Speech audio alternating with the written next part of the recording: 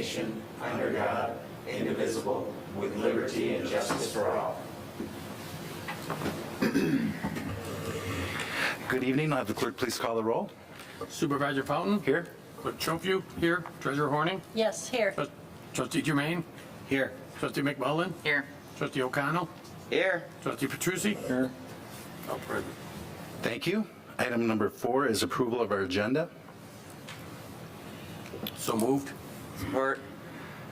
Motion by Clerk Schofield, second by Trustee O'Connell. Any discussion? Yes, Bob, didn't you add a item on roads, a roads discussion and under the D, information discussion? No, we did not. That's for the next work session. Okay. So it was on this one though. Was it not? Okay, maybe I got it wrong. Okay. No, we were planning on the next one. I'm sorry. Okay. The subsequent one. Yep. Any other discussion? Being none, all those in favor say aye. Aye. Those opposed, nay. Motion carries. Call to the public this evening. Anybody a call to the public? Being none, we'll move on to item number 6, which is approval of our consent agenda. So moved? Support. Motion by Treasurer Horning, second by Trustee Jermaine. Any discussion? Being none, all those in favor say aye. Aye. Those opposed, nay. Motion carries. Okay, we have 5 items tonight on pending and new business. Our first is 7A, rezoning application number 22-001 for 2473 Clark Road. We have our planner, Troy Langer, with us this evening. And Troy, I'm going to turn this over to you. Okay, Thank you. thanks. This is on, as you mentioned, 2473 Clark Road. The property there is 3.9 acres in area. We had met with the property owner a while ago. He desired to divide this property, and the property being 3.9 acres in the current zoning of CA, Conservation Agricultural. That current zoning requires minimum lot size of 2 acres, so we could not approve administratively a land division to divide the property. So the applicant has requested to rezone this property to SR, Suburban Residential, which has a smaller lot size requirement. Submitted that rezoning to our Planning Commission. Planning Commission recommended approval.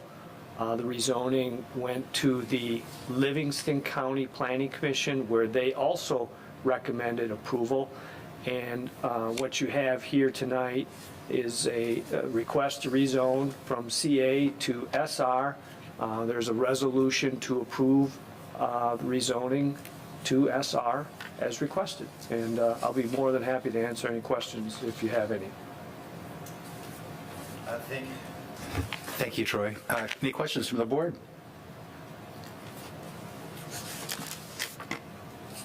Summer, do you have anything you would like to add from the Planning Commission? Oh, No. Okay.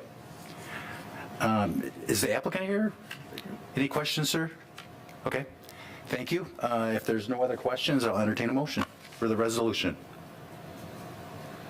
I'll move to approve the rezoning as outlined in the staff memorandum and resolution for 2473 Clark Road. Support.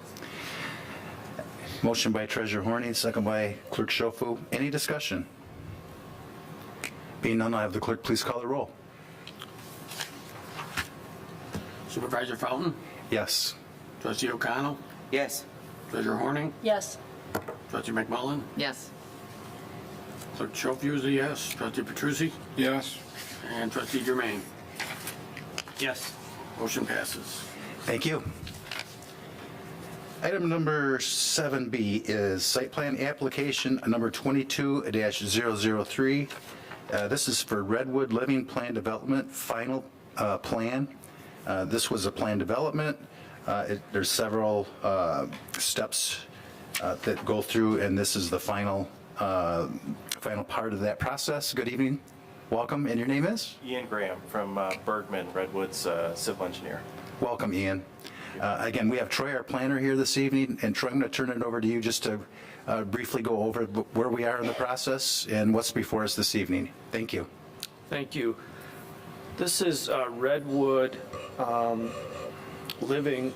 They have a proposed plan development on I'll call the Heartland Glen Golf Course property, which was ballpark 400 acres, 380 some odd acres.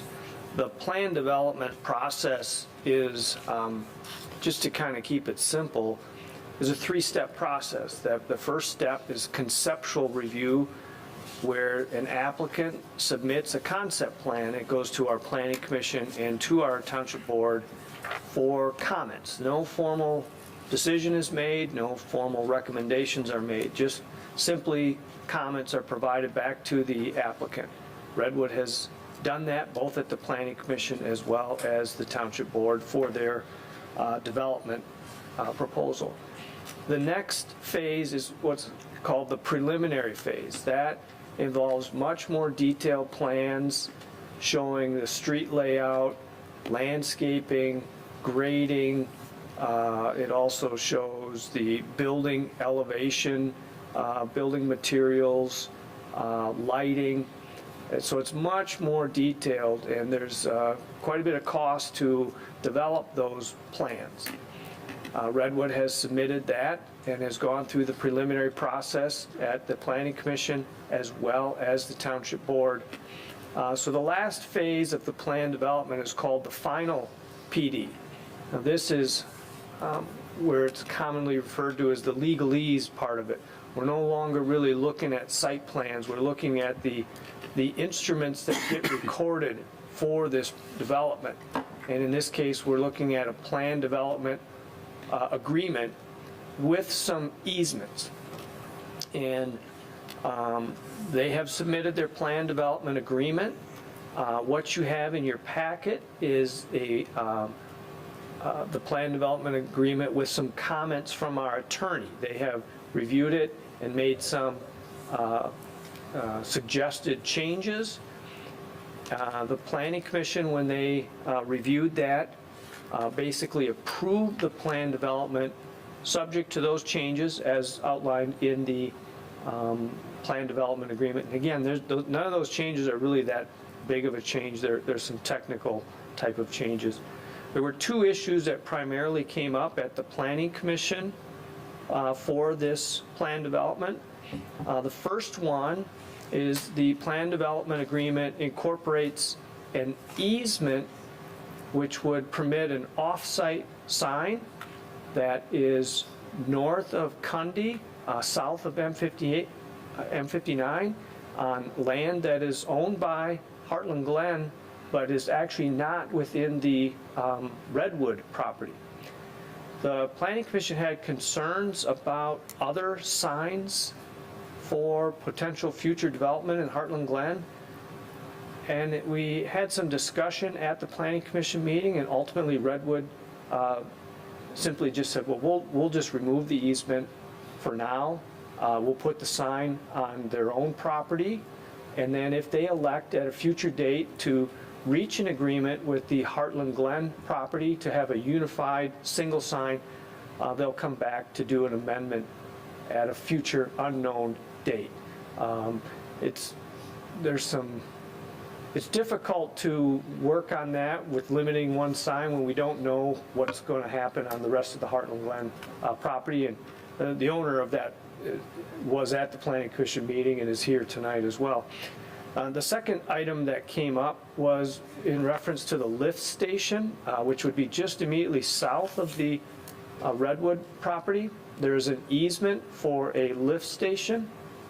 And one of the items that came up at the Planning Commission meeting was, in the event that there needs to be some modifications to that easement area for that lift station, if it needs to be increased, a bigger lift station or something needs to be modified, per the Livingston County Drain Commissioner requirements, they didn't want to have the applicant come back and apply to amend this PD agreement, so they built in to their recommendation from the Planning Commission that if the County Drain Commissioner office is going to require some changes to that easement area, that those would be included in the approval. So What you have now in front of you is a resolution to effectively approve and rezone this 27-acre piece to planned development.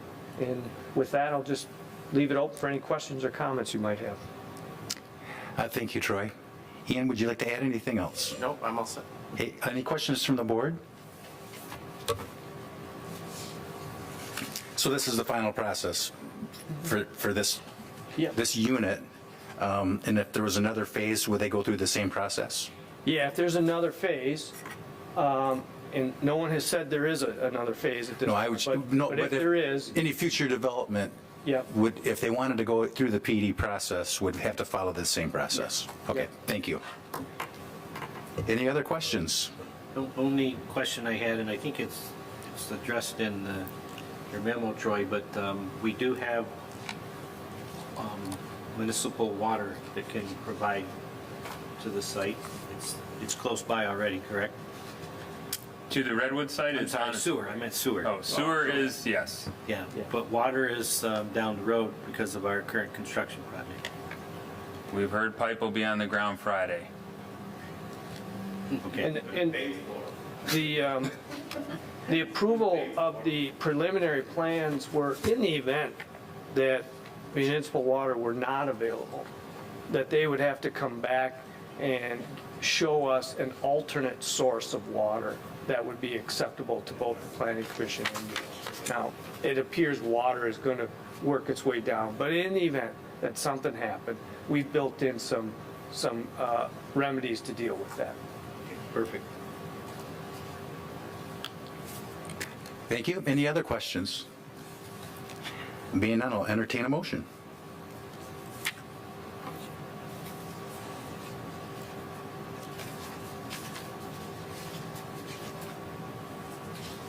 I move to approve site plan application number 22003 as outlined in the staff memorandum and the resolution which is attached. I'll second.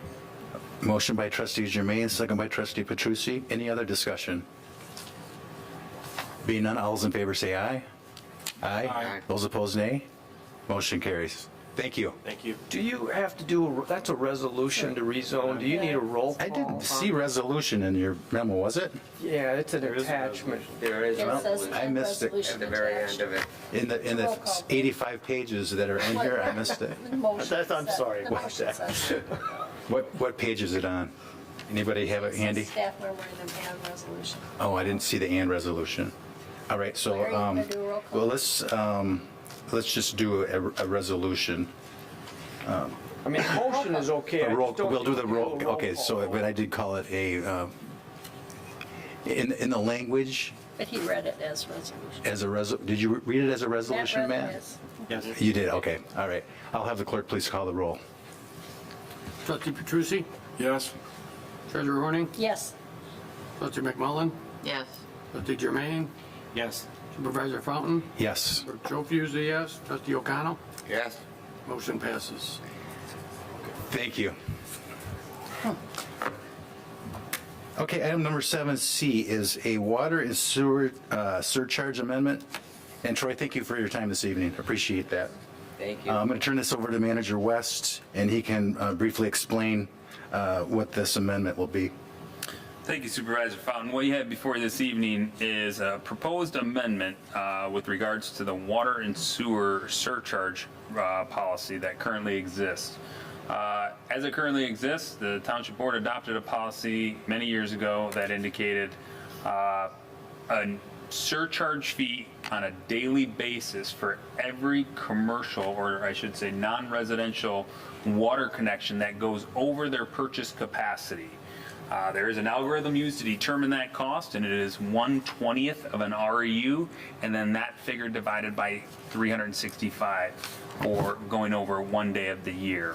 So basically what we do is every day that a business were to go over their purchase capacity, there would be a fee based on that allocation. That's added up at the end of the year, and then they are issued an invoice. And we take that money that they pay us and we turn around and buy that specific business additional capacity. So it's actually helping them to buy the purchase capacity over time versus hitting them head on and requiring them to purchase up front. So this amendment that you have before you this evening is simply to cap what an annual fee would be at 1/2 of a water and or 1/2 of a sewer REU for each business on an annual basis. So this will help a few other struggling businesses, and I will say historically we've purchased as a result of this program anywhere from 3 to 5 REUs on an annual basis. Reducing this will keep it right around 3 REUs. So the impact is very minimal on the water and sewer fund because this just goes back to the business anyway. So this is not necessarily something that we benefit from. It's helping the businesses come whole on their purchase capacity. Now, that was a very short version of how this all came about, but I'll be more than happy to answer any questions if anybody has any further ones. Thank you, Bob. Any questions from the board? If we act on this, when would it take effect? It would take effect tomorrow, essentially. The 2021 surcharges have been completed. This particular policy, if adopted this evening, would immediately provide relief for 2 major customers on the system this year. If you remember too, during the pandemic, when a lot of businesses were closed, we actually elected to waive the surcharge program for 1 year while the businesses were shut down. So this is kind of following up. We are going to reinstitute it, but with a limit on it to help continue being business friendly and help those businesses. So is it tied to our fiscal year? Is that how we calculate it? It is as far as when they're sent out. It's calendar year in which, I'm sorry, it is fiscal year when we actually process them, but we do the reads on a calendar year basis. Okay, so this would be retroactive to January 1st of this year? It would actually go back 1 whole year. We have to get a whole year's worth of reads before we determine what the surcharge is. So the surcharge fees that in theory would go out, say this week or in the next couple weeks, would be for the 2021 calendar year. Okay. It's kind of like doing taxes, is how it was explained. I was just questioning the timing because we have the prerogative to make it effective January 1st of this year. Well, moving forward, that will already be encompassed in next year's reads.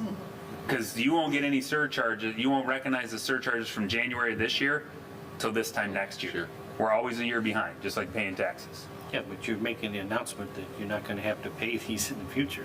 We're not saying we're not going to have to pay them, we're simply capping them. So I want to be clear on that. This is not foregoing the assessment or the surcharge policy. Bob, is my understanding it's a maximum of what would represent 1/2 of an REU? Yes. If That- you are that's- connected to both right. water and sewer, the maximum you would purchase for yourself would be 1/2 of a water, 1/2 of a sewer. If you were on just one or the other, you would still only purchase one of those.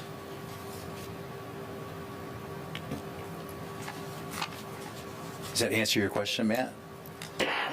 Yeah, we can decide to do whatever we want to do, and if that's his recommendation, to make it. Yeah, because it's actually going back last year, but because it's on a fiscal year, correct? So Correct, it's January 1st, 2020 to the 31st. The water meter reads are a calendar year, but it's recognized by fiscal year. Got it. I just want to make sure, if we pass it, when does it take effect? Essentially, we're saying, And go back to January of 2021. right, that was my Yeah, question. Yep, absolutely. okay. The water use and sewer use dating back to January 1st, 2021. That's when it'll go back if you approve it this evening. Other questions? Being none, I will entertain a motion for the resolution. I'll move to adopt the water and sewer surcharge resolution amending the current policy as presented. Support. Motion by Treasurer Horning, second by Trustee O'Connell. Any questions? Being none, I'll have the clerk please call the roll. Clerk Chovue is a yes. Trustee Germain? Yes? Supervisor Fountain? Yes. Trustee O'Connell? Yes. Trustee Petrucci? Yes. Trustee McMullen? Yes. Treasurer Horning? Yes. Motion passes. Thank you. And item number 7D is a 2022 Gator UTV. And again, I'll turn this either to Mike or Bob for explanation. Thank you, Supervisor Fountain. What you have before you is the purchase of a Gator UTV for use in the township. Multiple different uses for these. Communities surrounding us have, the problem that everyone's been plagued with is park maintenance. A lot of different uses of being able, as parks grow and with use and in size, vehicles for staff and maintenance and cleaning of the parks.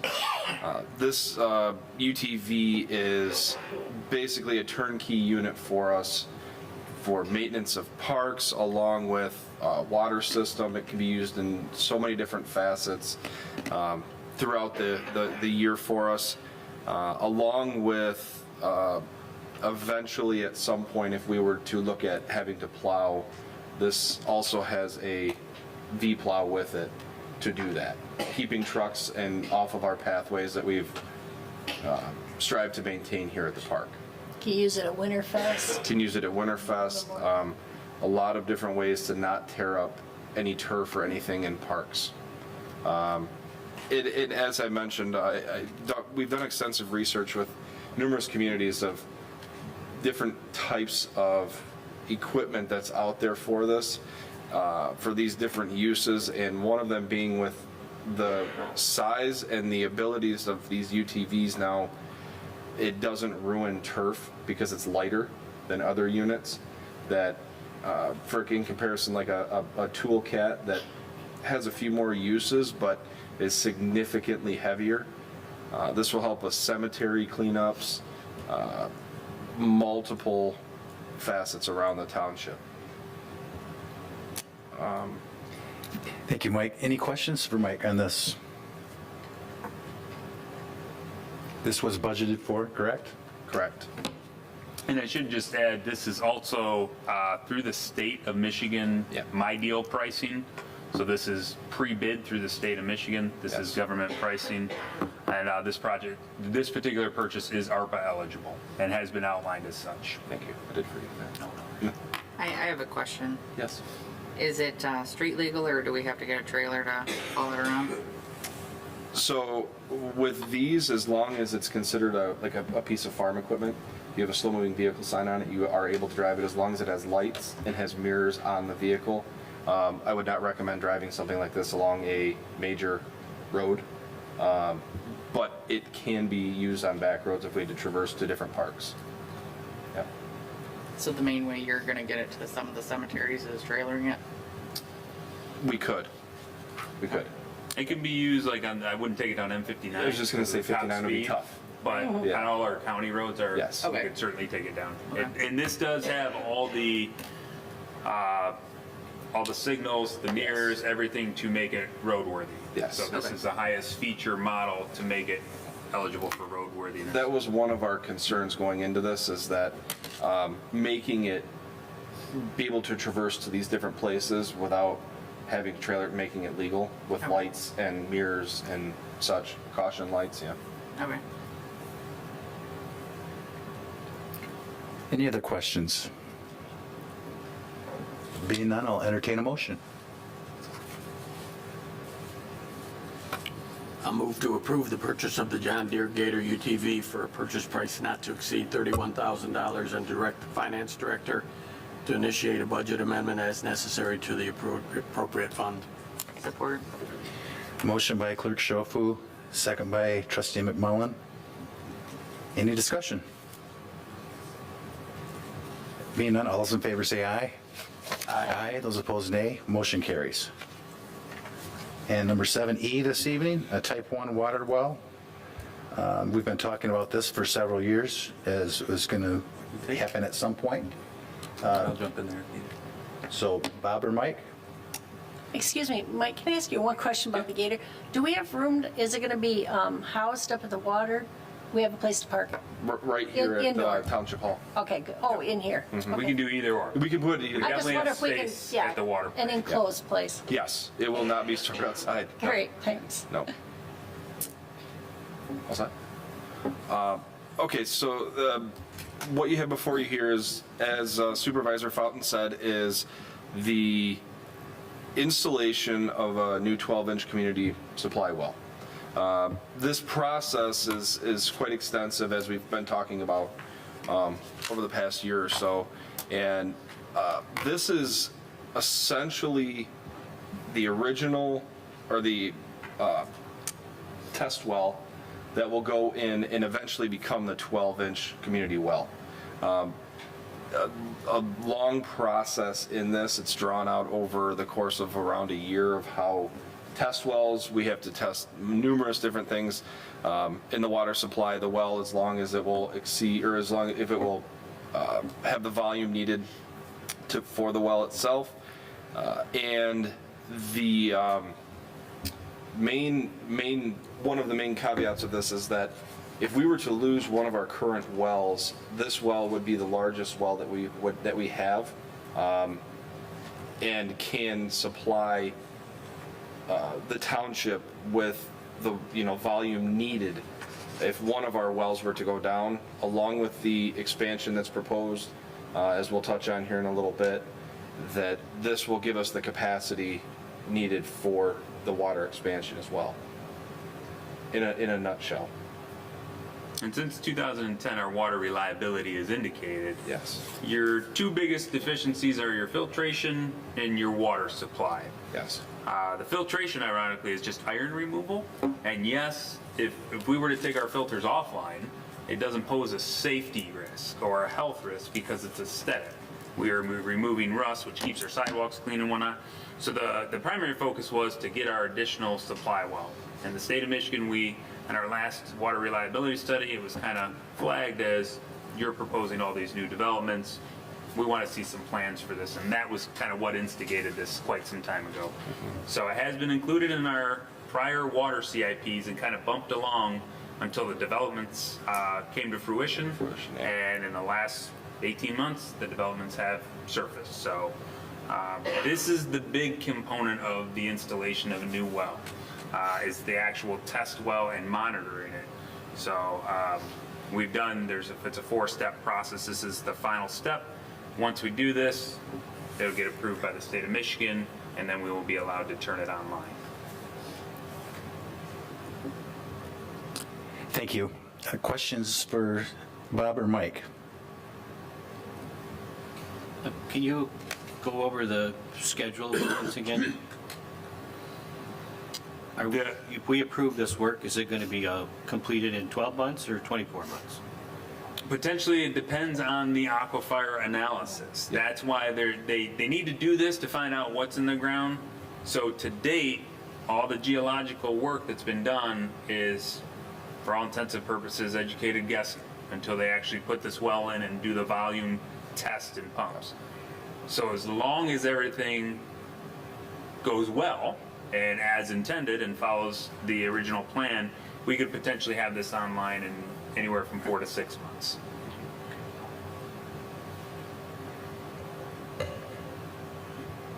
Other questions for Bob?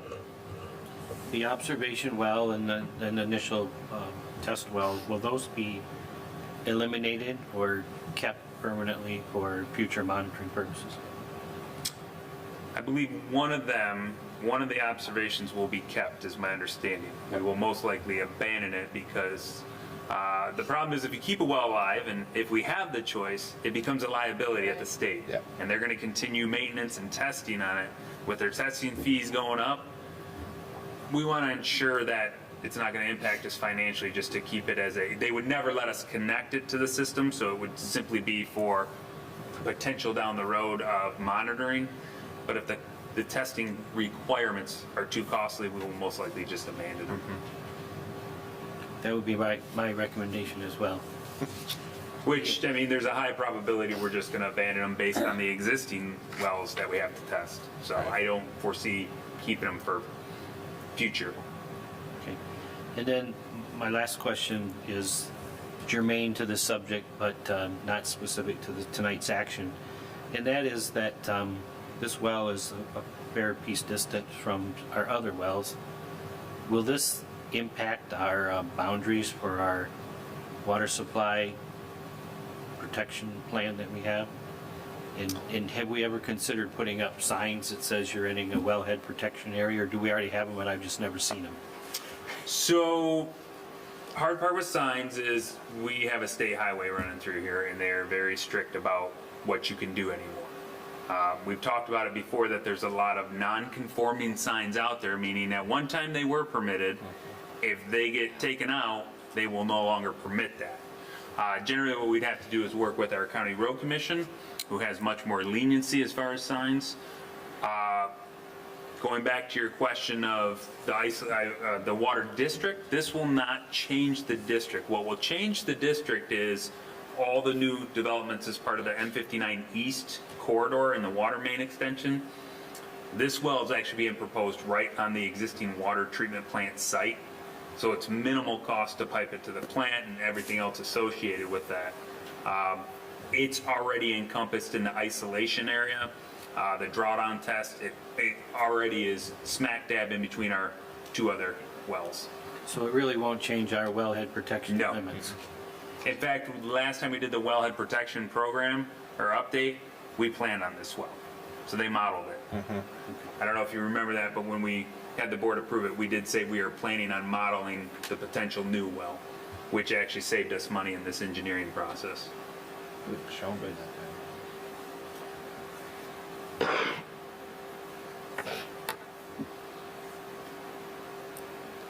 Any other questions? And this is not a resolution, correct? This is not. This is simply just authorizing Brown well drilling to move forward at it. I would still like to have a roll call vote on this due to the fact that the amount of the actual project. So I'll entertain a motion. I'll move to approve the proposal from Brown Well Drilling to install a 12-inch community well, supply well, as proposed, presented at a cost not to exceed $230,000. Second? Motion by trustee O'Connell, second by treasurer Horning. Any discussion? Being none, I'll have the clerk please call the roll. Trustee O'Connell? Yes. Trustee McMullen? Yes. Trustee Petrucci? Yes. Supervisor Fountain? Yes. Treasurer Horning? Yes. Trustee Germain? Yes. Clerk Chofiu is yes. Motion passes. Thank you. Next is board reports, and we are already in April, and we start with Clerk Shofu, I have no report. treasurer Horning. The farmer's market is gearing up, and we only have 3 spots left in the main market. People are signing up for a whole year because last year they wanted to pay weekly and they couldn't even get a spot, so we're getting a lot more interest for that. It starts on May 7th in the Rural King parking lot at 9 a.m., the day before Mother's Day, so we'll have plants and hanging flowers and things for Mom. We had the staff annual chili cook-off. It was our 10th annual. We missed out because of COVID in 2020 and 21, so we started it up again this week. And we had a 3-way tie for first place until one of our DPW guys came in late. He cracked the vote and we had a winner. And it was a first-time entrance. It was Dan, our ordinance officer, who won. And he was very excited, and he said he's planning lighting and staging for his trophy. And it's just a lot of fun for the staff lunch. Thank you. Trustee Germain. I have nothing this evening. Trustee O'Connell. Nothing this evening. Trustee McMullen. I have nothing. Trustee Petrucci. No report. Just a couple quick things. I believe it's May 6th is going to be a cemetery cleanup day. Correct. So if somebody was interested in assisting with that, who would they call? reach out to the Public Works Department. Right, and that's just trying to get everything from the winter and Yes. wreaths and that type of thing cleaned up, correct? Yes, yeah, any kind of grave blankets or, autumnal decoration, anything that makes it, a little more difficult for staff to mow and to maintain in there. All right, thank you. And then we have our big, large item cleanup day is coming as well. So if people had information on that, would they contact your office as well? Correct. Yes. Okay. And then Larry, where does that go from 10 to 1? 9 to 1? 1. 9 to 1. Hope for a sunny day. All right, that's all the reports that we have this evening. We'll take a brief recess. Tonight we have a manager's report, a 2022 police protection discussion with the board, and we have Adam Carroll here for Heartland Deerfield Fire Authority CIP discussion.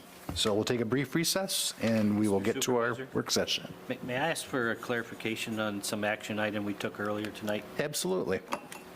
I'm still confused about